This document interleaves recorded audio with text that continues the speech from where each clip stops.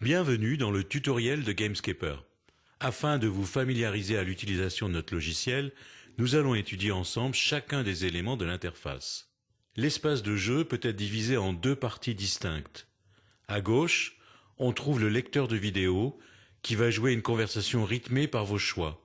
À droite, un menu qui permet d'interagir avec le logiciel, notamment en choisissant une réponse. Mais revenons plus particulièrement sur le lecteur. Celui-ci vous offre 3 boutons de contrôle.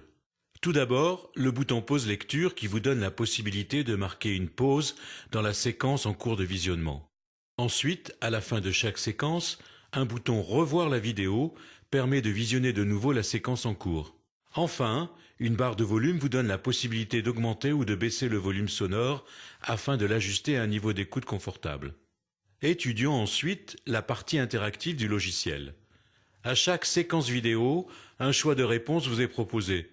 À vous de choisir alors celle qui vous semble la plus pertinente. Si vous n'avez pas entendu une réplique, il demeure possible de l'écouter de nouveau en cliquant sur l'icône haut-parleur, mais aussi de lire la proposition grâce à l'icône texte.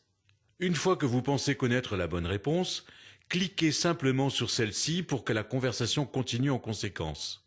Une fois que votre conversation a pris fin, une fenêtre s'ouvre dans le lecteur et vous propose de visionner l'ensemble du dialogue que vous avez créé sous forme d'un film. Également, un autre bouton vous permet de démarrer une nouvelle conversation si vous n'êtes pas satisfait de l'issue de cette dernière. Une fois le film de votre conversation visionné, vous pouvez cliquer sur la nouvelle fenêtre, analyser votre conversation, ou bien démarrer un nouveau dialogue.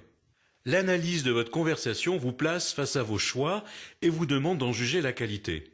Une fois votre réponse entendue, un court texte, pouvant être accompagné d'un lien vers un wiki, vous indique la qualité de votre réponse et surtout les raisons de cette appréciation.